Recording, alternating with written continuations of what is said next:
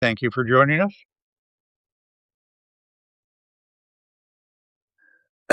Gabe and Dave on the other side of the glass. What a great name for like a deli. You guys ought to look into that. Just trying to help. Hi there, David Allen, SR, Rhonda Scott, Andrea Elizabeth Mitchell, in Tirana, Barbara Beeson, John Mahoney. All right, I'm ready whenever you are. Tina Shackelford, Mr. Dickens. Hey, Wimbledon, Mr. Dickens. Lisa. All right, I'm ready.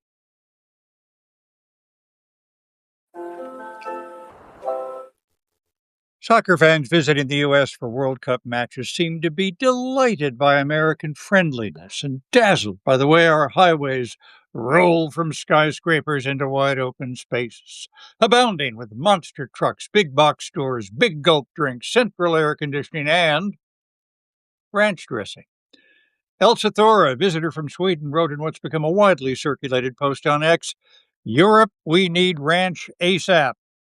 Hidden Valley had already hired 6 ranch ambassadors this summer to spread the sauce peel on the other side of the Atlantic. Then World Cup soccer brought more than 1 million international fans to the heart of ranch country. The TSA cautioned on Instagram if you're visiting for a very large sporting event and you happen to discover ranch while you are here, please pack it in your check bag on the way home. I am not a fan of ranch dressing. I think it tastes like creamy, curdled pillow stuffing. But I am outnumbered. In 2024, ranch eclipsed ketchup to become the nation's top selling condiment. The food industry research firm Data Central says 75% of Americans like or love ranch dressing. These days, it's hard to imagine 75% of Americans agreeing they like puppies. As it happens, ranch dressing has a distinctly American creation story. In 1949, a Nebraska plumbing contractor named Steve Henson was working in Anchorage, Alaska, and concocted a salad dressing out of buttermilk, mayonnaise, and herbs to help feed his crew on remote job sites. A few years later, Henson and his wife bought a California dude ranch, which they called the Hidden Valley Ranch, and served their dressing at their restaurant. Guests loved it. The Henson started selling Then Henson started selling packets of his seasoning mixed by mail. The Dude Ranch went under, but ranch flavor was just getting started. Today, hundreds of companies produce ranch-style dressings and dips, and ranch flavor has become infused into popcorn, taco shells, ice cream, and even a lip balm that sold out in hours. You can have a ranch fountain at your wedding or bat mitzvah. Glub, glub, glub. Maybe World Cup visitors' passion for America's favorite condiment has reawakened some national pride here. Steve Henson didn't need to be a Michelin-starred chef or culinary scientist to change people's tastes. He was a journeyman plumbing contractor giving a treat to friends, and now much of the world.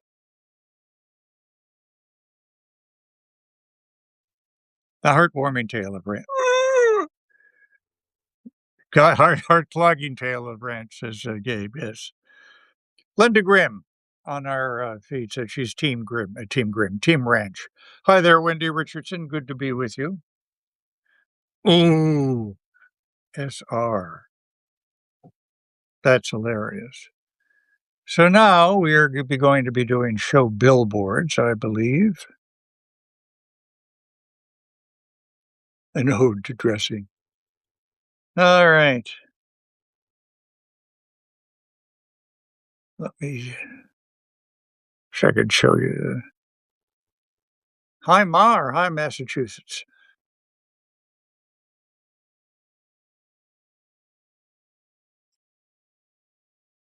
Andy, you're directing? You're pacing?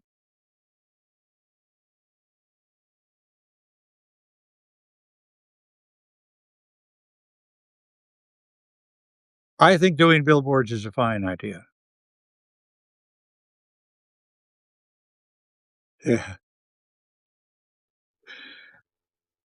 Oh, yeah, democracy.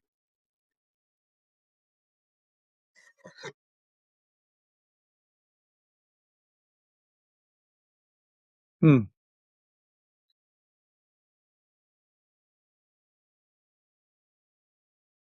Everybody's saying hello to Rhonda. Andy from NPR News in Washington, D.C. This is Weekend Edition. I'm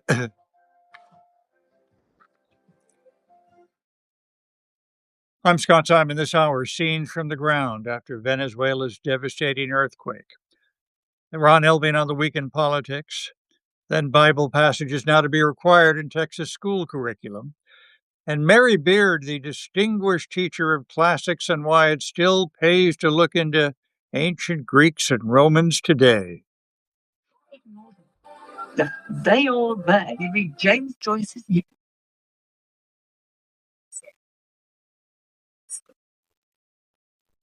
That's all right. I'll try and come through yet again. Andrew says he has no doubts, but would only be you could understand him.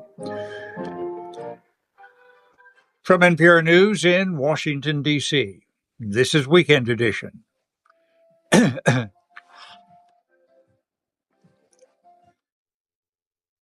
I'm Scott Simon. This hour, seen from the ground after Venezuela's devastating earthquake.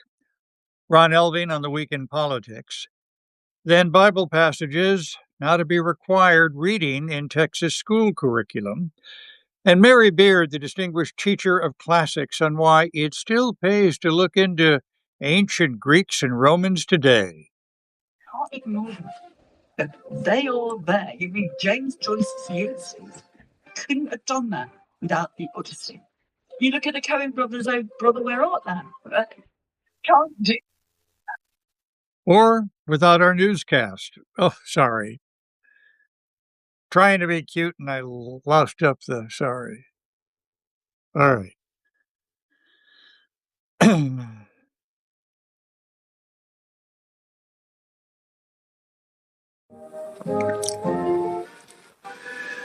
From NPR News in Washington, D.C., this is Weekend Edition.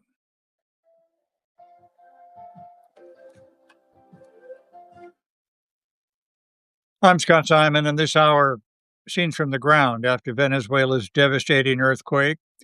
Ron Elving on the weekend politics. Then Bible passages now to be required in Texas school curriculum. And Mary Beard, the distinguished teacher of classics, on why it still pays to look into ancient Greeks and Romans today. Can't ignore them. They all there. You read James Joyce's Ulysses. Couldn't have done that without the Odyssey. You look at the Coen brothers, oh brother, where art thou? Can't do. First, our newscast today is Saturday, June 27, 2026.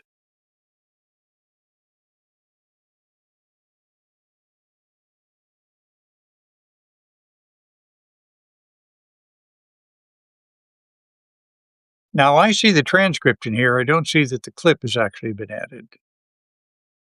Do you have the clip?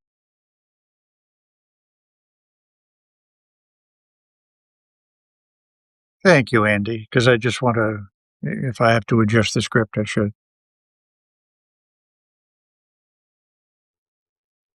All right, let me adjust a bit, okay? Could you give me? All right.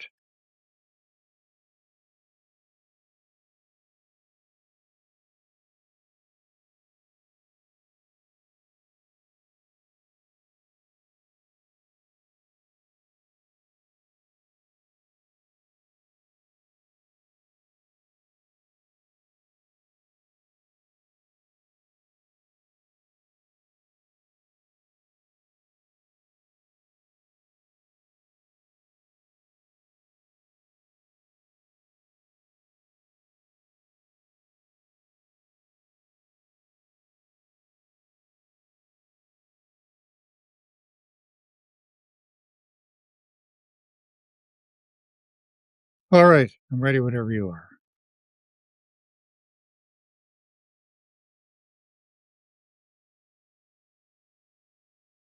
Yes, Caroline's essay was wonderful.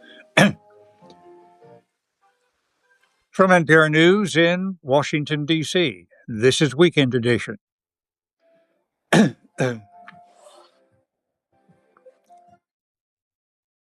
Scott Simon. This hour, the war in Ukraine after drone strikes deep into Russia, and later an aid worker in Venezuela.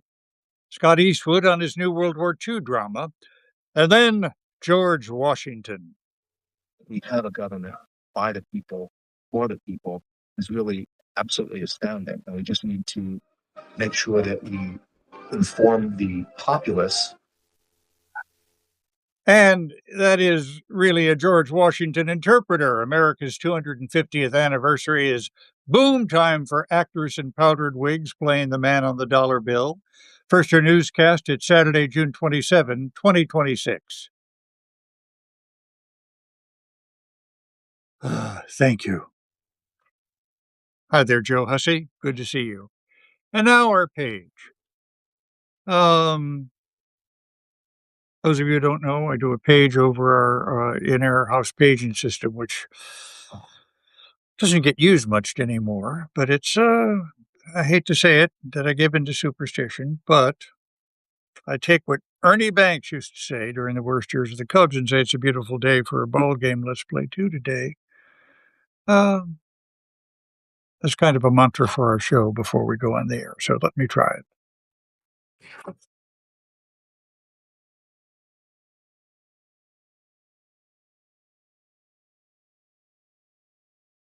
It's a beautiful day for a radio show. Let's do two today and a podcast.